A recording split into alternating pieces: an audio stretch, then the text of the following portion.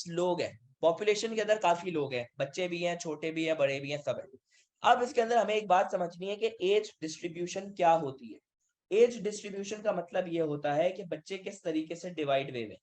देखो, जो 0 से लेके 14 साल की उम्र में वो यंग डिपेंडेंट है, वो डिपेंड करते हैं। सर किस पे डिपेंड करते हैं? वो डिपेंड करते हैं अपने माँ बाप पर। जैसे आप लोग हो, आप लोग अपने माँ बाप का पैसा हराम कर रहे हो, तो यंग डिपेंडेंट लोग हैं। फिर हमारे पास आता है 15 से लेके 59, जो जवान लोग हैं, जो कि क्या कर रहे हैं, पैसे छाप रहे हैं, पैसे कमा रहे हैं। वो क्या आते हैं, 15 से 59 तक आते हैं। इकोनॉमिकली एक्टिव, हम इसको वर्किंग फोर्स भी कहते हैं। फिर हमारे पास आते हैं old dependent. Old dependent sir कौन है? ओल्ड डिपेंडेंट वो लोग होते हैं जो 60 से ऊपर चले गए, जिनका एक पाँव क्या है, कबर में। तो इस तरीके से 60 से ऊपर वाले कौन से? Old dependent. इकोनॉमिकली एक्टिव कौन से? 15 से 59। यंग डिपेंडेंट कौन से? 0 से 14। तो इस तरीके से हमारे पास एज डिस्ट्रीब्यूशन है, एक हमारे पास पिरामिड बना हुआ है। ये आपसे पेपर में पूछेगा एग्जामिनर कि 0 से 14 वाला ग्रुप कौन सा कहलाता है। आप उसके मुंह पे तमाचा मारोगे, आप उसके मुंह पे तमाचा मारोगे और बोलोगे यंग डिपेंडेंट है। 15 से 59 वाला पूछेगा, आप उसके मुंह पे तमाचा मारोगे, आप उसको बोलोगे इकोनॉमिकली एक्टिव या वर्किंग फोर्स। 60 से ऊपर वाला पूछेगा, आप क्या बोलोगे? आप बोलोगे भाई ये क्या चीज होती है, ये ओल्ड डिपेंडेंट होता है। तो ये हमारे पास एज डिस्ट्रीब्यूशन है। होपफुली आप लोगों को यहाँ तक की कहानी समझ आ गई हो। अब इस कहानी के आगे है कि भाई फायदे क्या है और नुकसानात क्या है। अगर यंग डिपेंडेंट लोग ज्यादा हुए, मतलब 0 से 14 साल की उम्र के लोग ज्यादा हुए, तो क्या फायदे होंगे? आप ये बताओगे। फायदा ये होगा कि फार्मर्स को सपोर्ट मिलेगी, उनके बच्चे होंगे छोटे छोटे, वो क्या कर देंगे, फार्मर्स को सपोर्ट कर देंगे। फिर आप ये बताओगे वर्कर्स फार्म पे क्या हो जाएंगे, ज्यादा हो जाएंगे, अपने ओल्ड पेरेंट्स को, माँ बाप का बुढ़ापे में क्या होंगे, सहारा होंगे। इस तरीके से आपने बता दिया। लेकिन अगर बच्चे ज्यादा हुए तो नुकसान क्या होगा? 0 से 14 वाले लोग ज्यादा हुए तो ना फ्री एजुकेशन होगी, ना फ्री हेल्थ केयर होगा, आपकी फैमिली पे बर्डन ज्यादा आएगा। अगर मेरे 12 बच्चे हुए तो मैं 12 बच्चे के, अगर मैं हर महीने की हर बच्चे की 40,000 रुपए फीस भर रहा हूँ स्कूल की, तो कितने हो गए? 4,80,000 में फिर अफसोस ही करता रहूंगा कि यार मैंने 12 बच्चे क्यों पैदा कर दिए। तो 4 लाख मतलब ये है कि भाई बच्चे ज्यादा होंगे तो फैमिली पे बर्डन आएगा। फिर ये है कि भाई बच्चे खाना खाएंगे ना, भूखे तो नहीं मरेंगे। जब वो खाना खा रहे हैं तो लाइफ स्टॉक और एग्रीकल्चर पे बर्डन आएगा। मस्त मौला वो तो खाना खा रहे हैं, कमाने वमाने की तो टेंशन है नहीं।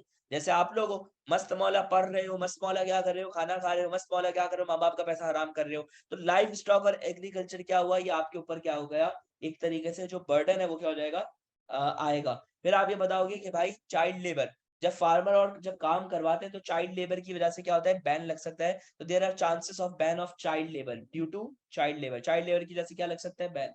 तो ये यंग डिपेंडेंट लोग हैं। अगर यंग डिपेंडेंट लोग ज्यादा हुए तो ये चीजें हमें फेस करनी पड़ेंगी। इसके बाद हमारे पास क्या है? इसके बाद हमारे पास है कि भाई अगर हमारे पास यंग डिपेंडेंट लोग कम हुए तो क्या होगा? यंग डिपेंडेंट लोग अगर कम हुए तो आप opposite of negative points above, मतलब हमें अगर लोग कम हुए यंग डिपेंडेंट, तो पॉजिटिव पॉइंट क्या होगा? एजुकेशन फ्री मिल सकती है, हेल्थ केयर हमारा अच्छा हो सकता है, फैमिली पे बर्डन नहीं आएगा, लाइफ स्टॉक एग्रीकल्चर पे बर्डन नहीं आएगा, चाइल्ड लेबर पे बैन, चाइल्ड लेबर की तरफ से बैन नहीं लगेगा।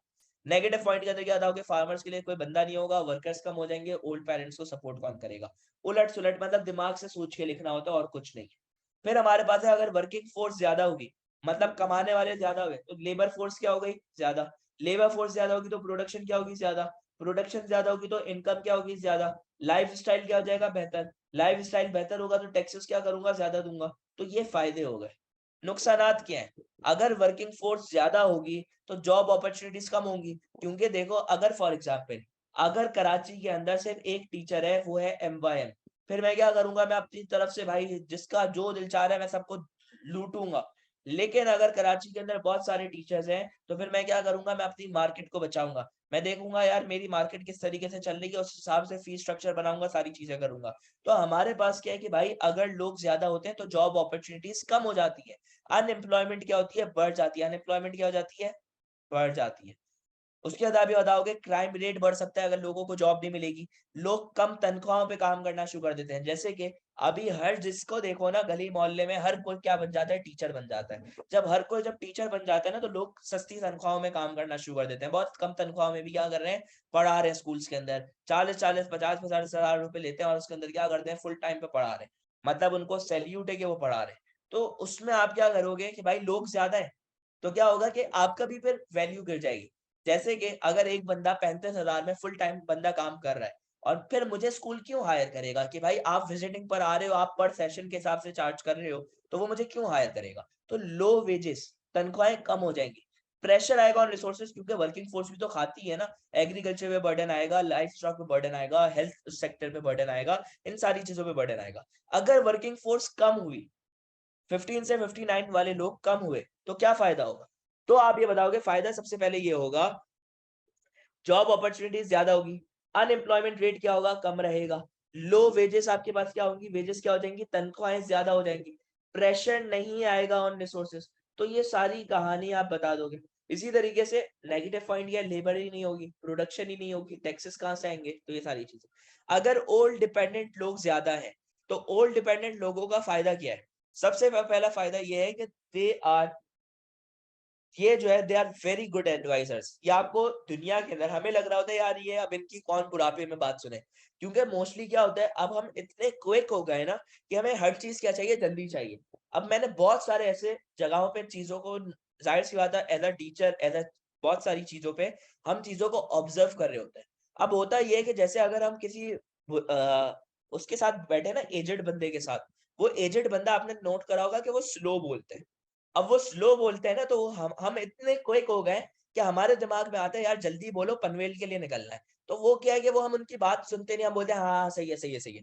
या फिर अगर वो हमें कोई कहते हैं ना कि भाई हमें ये मोबाइल यूज़ नहीं करो, तो हम बोलते हैं यार इनको क्या पता, ये वही पुराने ज़माने वाले, वो कौन-सा वो ऐसे पहिया घुमा के उसके बाद फ़ोन मिलाने वाले, इनको क्या पता स्नैपचैट क्या होता है, इनको क्या पता स्ट्रीक्स क्या होती है, इनको क्या पता इंस्टा क्या होता है, वो सब चीज़ें। लेकिन they are very good advisors, वो आपको हमेशा सीधी राह के उस पे लेकर आएँगे। तो वो हमेशा, क्योंकि उनका दुनिया का तजुर्बा है। आप जब पैदा नहीं हुए थे ना, आपकी जितनी उम्र है ना, उससे ज़्यादा उनका क्या होता है, तजुर्बा होता है। तो वो अच्छे एडवाइज़र्स होते हैं। फिर आप ये बताओगे कुछ ओल्ड डिपेंडेंट 60 के बाद भी लोग कमा रहे हैं। जब 60 के बाद भी कमा रहे हैं, तो they are as a family support, वो सपोर्ट कर रहे हैं फैमिली को।